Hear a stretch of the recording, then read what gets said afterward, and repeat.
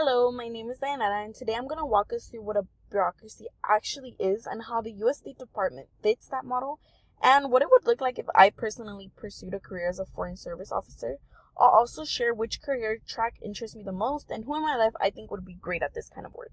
I feel like when most people hear the word bureaucracy, they think of red tape or slow paperwork, but politically, the term just means a large organization that's structured to get a complicated jobs done in a consistent way.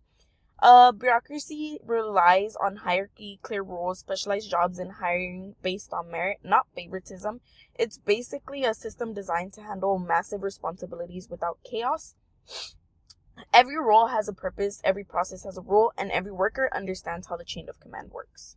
So, according to sociologist Max Weber, bureaucracies share 6 key characteristics, and the State Department follows all of them.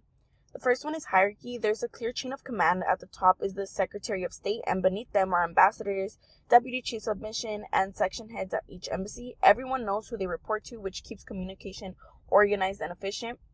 With rules and regulations, diplomats operate under strict guidelines, whether they're issuing visas, sending official communications, following security procedures, or handling protocol. Everything is governed by formal rules to keep actions consistent and professional.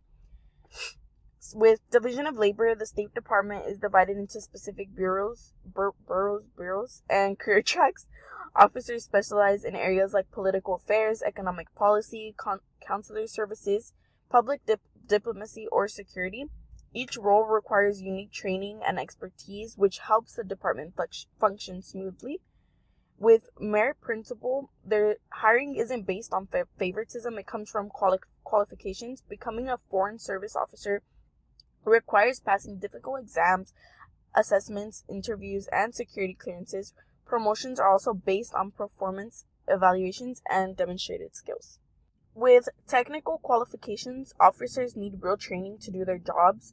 Many learn foreign languages, develop policy expertise, and train at the Foreign Service Institute before serving abroad. Their technical skills ensure they can represent the U.S. effectively. With impersonality, decisions must be based on policy, not personal feelings. For example, when issuing visas, consular officers have to follow the law exactly as written. This keeps the process fair and prevents personal bias from influencing outcomes. Overall, every part of the State Department, from how officers are hired to how embassies operate, reflect Weber's bureaucratic model. It is structured, rule-based, specialized, and designed to run professionally and consistently no matter where it operates in the world. Rick and I both agreed that we'd choose the public diplomacy track as it focuses on communication, cultural outreach, and building relationships. The video showed how PD officers work with students, media, and local communities. It fits our strengths in speaking, writing, and connecting with people. We personally like that it uses soft power to build trust and reduce misunderstandings. As individuals who want to help our community, it feels like the most meaningful and people-centered role. So, in order to pursue this position, there's a series of steps one must follow when you begin the application. You must submit the online application and register for the Foreign Service Officer Test, which in short is the FSOT. Then you must take the FSOT, which covers job knowledge, English, and a written essay. After completing the FSOT, you must do a QEP review, which is a panel that reviews your test scores, personal narratives, and experience. Then you must complete an oral assessment, the FSOA, which includes group exercises, interviews, and a case management test. After your oral assessment, there's clearances you must pass, such as medical,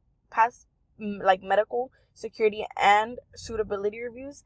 Then you're placed on the register, which is a ranked list for the public diplomacy track. Lastly, you receive a final offer when your rank reaches the top and a PD position opens. Brick and I said we'd prepare by studying FSOT topics such as the U.S. government, world affairs, and writing. Then we'd practice our personal narrative answers. We both agreed we'd have to improve on public speaking and group discussion skills for the oral assessment, as we both can get nervous at times. Lastly, we'd strengthen a foreign language to boost our application. Honestly, I would say my mom should take the public diplomacy track because she is outgoing, communicates well with different groups, enjoys cultural exchange, and is great at explaining ideas clearly. Overall, the U.S. State Department is a strong example of a bureaucracy because it follows Weber's model almost perfectly, from its hierarchy to the way it hires, trains, and evaluates its diplomats. It's a demanding but rewarding career path, and if I choose to pursue it, I'd be most drawn to the public diplomacy track. And I think people like our moms would also make great diplomats in their own specialty. Thank you.